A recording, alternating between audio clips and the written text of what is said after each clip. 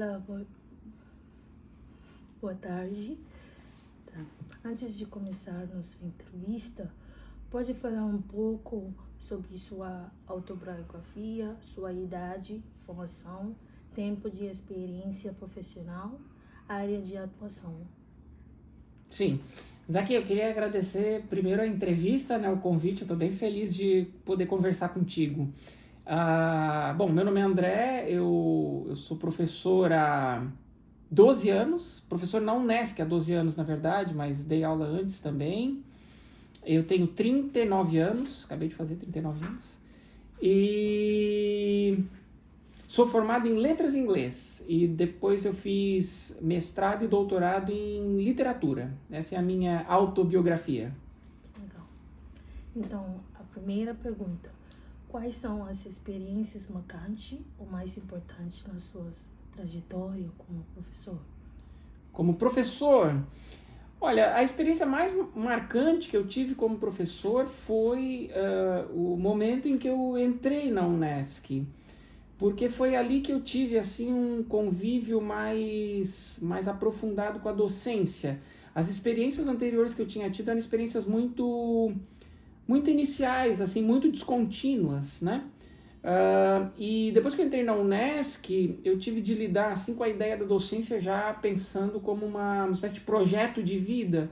Então eu acho que a experiência mais marcante que eu tive na docência foi o primeiro semestre, eu diria o primeiro semestre como professor do curso de letras. Eu lembro assim que foi bem impactante para mim, e esse primeiro semestre que eu dei aula no curso de letras eu não esqueço. O tempo passa assim, mas eu tenho as imagens dessa primeira experiência muito presentes. Foi uma experiência bem decisiva, bem marcante para mim, Zaquia.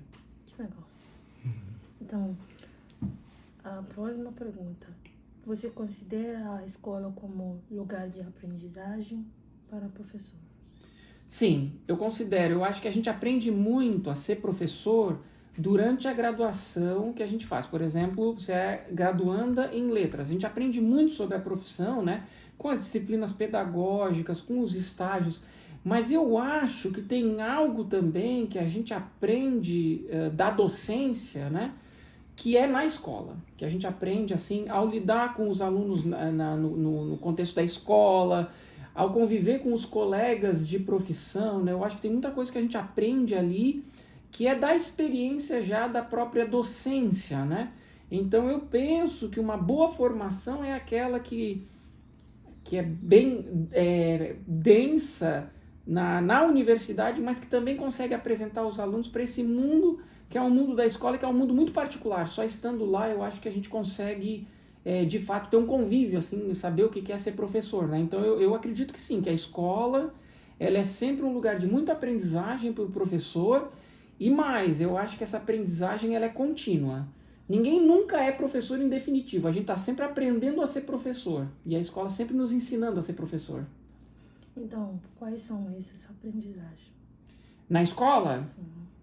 olha, a gente, por exemplo, uma coisa que eu acho bem importante, que a gente aprende na escola, é lidar com os alunos como figuras reais, né? Como pessoas reais, como pessoas verdadeiras.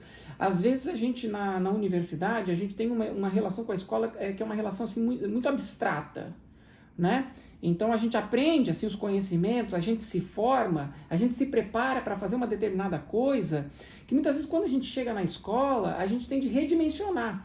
Não é que não há relação entre a teoria da universidade e a prática, mas é que uma coisa, a teoria, ela afeta a prática, mas esse contexto da prática, esse contexto particular da escola, ela também informa e redimensiona a teoria. Então, uma das coisas que eu diria, uma dessas experiências, né, que eu acho fundamental assim, para a docência, diz respeito ao que os alunos trazem como histórias individuais, histórias particulares suas, e que fazem com que a gente reavalie, inclusive, as nossas escolhas, né? E isso é legal, Zaquia, porque isso não pode ser sempre antecipado. É algo que a gente aprende a fazer no cotidiano da escola, e nunca é uma experiência encerrada. A gente sempre tem que lidar com isso. É uma coisa que a gente vai sempre aprendendo, né? Por exemplo, você é ganesa, não é?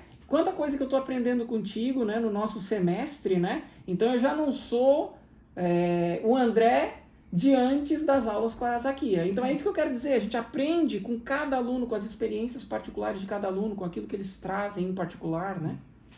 Isso eu acho que é uma experiência que só a escola traz. A teoria, ela é super importante, eu sou um professor que valoriza bastante a teoria, né? Eu trabalho com teoria literária, a disciplina que a gente tem trabalhado nesse semestre juntos, né, Zakia?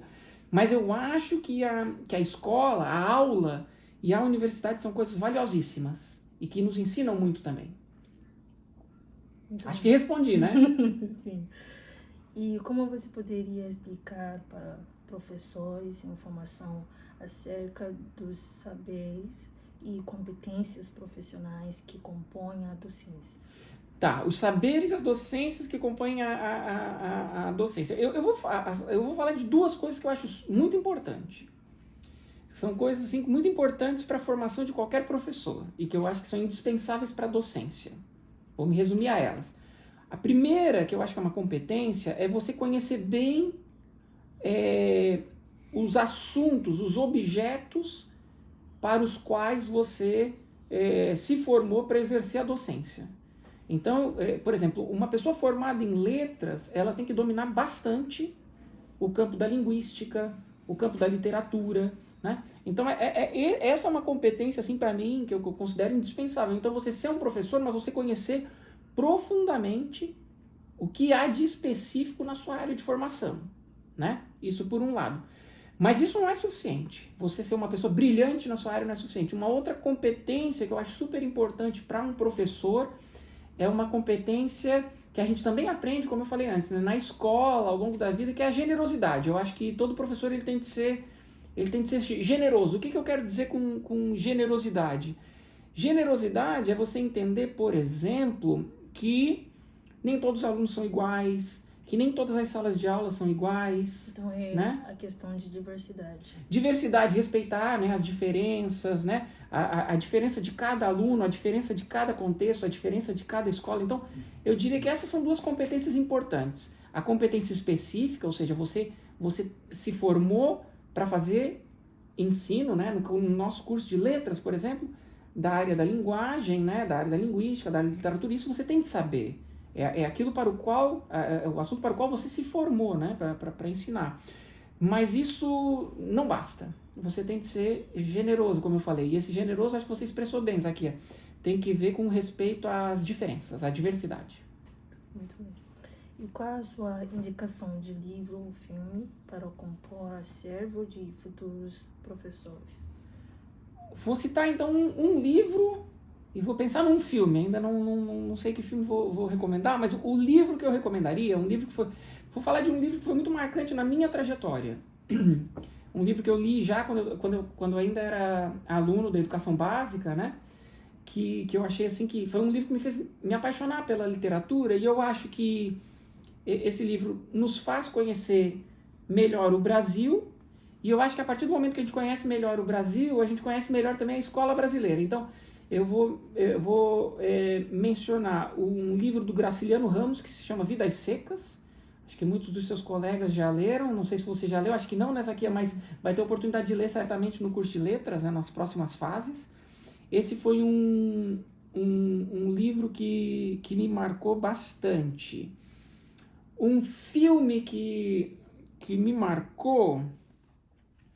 Eu vejo muito filme, sabe, Isaquia, assim, no meu cotidiano, mas eu tenho uma relação com filmes, assim, que parece que é menos densa, assim, eu acabo sendo mais um consumidor de filmes do que, de fato, alguém que analisa os filmes com muito cuidado. Eu vou recomendar uma série que eu tô vendo, pode ser? Pode ser. É uma série chamada The Wire, seria a escuta, a tradução, e que mostra o cotidiano de tanto de policiais quanto de jovens que lidam com o contexto do tráfico de drogas. E o que me faz gostar dessa série é que a série mostra tanto a complexidade, né, da vida dos policiais, né, a complexidade, por exemplo, de ter de muitas vezes atuar contra pessoas que tiveram um contexto existencial que eles conhecem muito bem, porque a origem deles muitas vezes desses mesmos bairros que agora eles têm de fiscalizar e controlar e por vezes, então, inclusive atuar assim de maneira bastante antiética, né, diante de pessoas que poderiam ser eles, né? E por outro lado, essa série também mostra que por trás do contexto do tráfico de drogas você tem muitas vezes, você tem existências super complexas, vidas super complexas e vidas que, em muitos casos, né, elas vão se comprimindo de tal forma que os sujeitos eles não têm uma outra abertura de mundo possível senão aquela que a série retrata. Então é uma série bem complexa, bem legal, e a série também lida assim, com o surgimento de algumas tecnologias, já não são mais contemporâneas, mas algumas tecnologias da década de 2000 que dizem respeito a essa realidade em transformação da própria vida em sociedade, que diz respeito então a ideia da escuta telefônica, do grampo, né? A gente vive isso cada vez mais com os nossos smartphones que filmam tudo, a gente está usando um para fazer essa entrevista, né? Gravam tudo, a internet, as mídias sociais, então aquela realidade que essa série retrata, ela só se acentuou, né? Então essa série eu estou vendo agora e estou gostando bastante, recomendo. Nos últimos tempos enfrentamos muitas mudanças, né? O ensino foi afetado por uma série de fatores, mudanças nos currículos, na organização das escolas, introdução de novos recursos didáticos e desvalorização da profissão. Pode nos contar sobre as experiências, vivências em relação a informações vinculadas nas mídias e discurso coerente em tempos de pandemia? Tá, é bastante coisa essa pergunta aqui, é bem difícil de responder. Eu vou falar de algumas experiências que eu tive nesses últimos anos, né?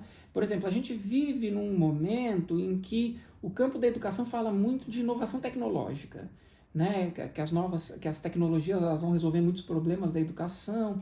Só que nesses 2 últimos anos, os anos da pandemia, eu tive uma experiência que me fez pensar que a grande inovação tecnológica é a educação presencial, né? Por exemplo, eu tive aulas com 20, 30 alunos em que eu era o único professor, o único presente na sala de aula com a câmera aberta. Então eu tinha a impressão de que eu estava dando aula muitas vezes sem ter acesso à recepção do outro. O que o outro está sentindo, o que os meus alunos estão sentindo durante a minha aula, o que eles estão entendendo do que eu estou falando. Isso para mim não é sala de aula. Isso para mim não é educação. A educação para mim ela tem que ver com a presença do corpo, com conversar com as outras pessoas, né? Para mim a educação está mais nisso do que nessa obsessão que por vezes se tem com a ideia de inovação tecnológica como uma coisa boa em si mesmo, transformadora em si mesmo. Essa talvez tenha sido a grande lição da Covid-19 para a educação, né? Talvez, de novo, assim, o campo de maior avanço, de grande inovação tecnológica, muitas vezes pode ser voltar àquelas experiências que talvez antes da pandemia nós pensávamos que não eram experiências mais tão válidas, né? Mas que se revelaram com a aposta no campo da tecnologia durante a pandemia, que acabaram se revelando como profundamente inovadoras. Ou seja, por vezes a inovação está em olhar para trás, né? Muito mais do que todo esse discurso que nós sustentamos hoje sobre inovação tecnológica. Então, essa foi para mim a grande experiência. Mais uma coisinha sobre a sua pergunta, sobre desvalorização do docente, né? Eu entendo que não há, de novo, assim, que não há possibilidade de valorização da educação sem valorização do profissional da educação, né?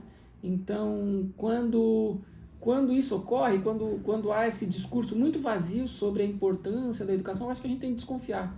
Muitas vezes são discursos assim demagógicos, né? Ou seja, que só tem assim por trás dele um certo oportunismo, né? E acho que a gente tem que desconfiar desses discursos. A valorização da educação passa pela valorização do profissional, sem dúvida. Eu espero ter respondido aqui. É bastante difícil a pergunta, mas essas foram as coisas que me ocorreram, né? Muito obrigada. Obrigado pelo convite, Saque. Fiquei bem feliz de poder participar da sua entrevista. Obrigado.